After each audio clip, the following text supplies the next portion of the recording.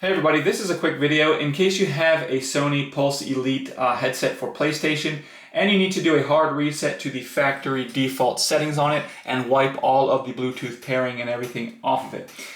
The reasons that you might want to do this is, first of all, troubleshooting. If this will not connect to your PlayStation or it won't sync or pair with your device, or if you're having any kind of issues where it's not working properly, this hard reset can fix a lot of these issues. Now, the second reason you might want to do this is if you're setting it up on a new PlayStation or whatever, a new network, and you just want to get a fresh start like they're coming out of the box, we can go ahead and do that quite easily. With our headphones turned on, we're going to come in and find this PS Link button,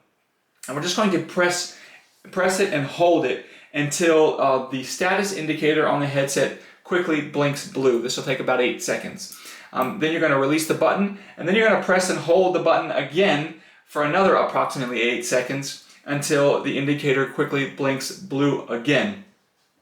And then if everything worked properly and it was successful, the indicator will briefly blink red, showing that the reset is complete, and now all the settings, all the pairings, everything has been wiped off, and you can set these up as a new set of headphones.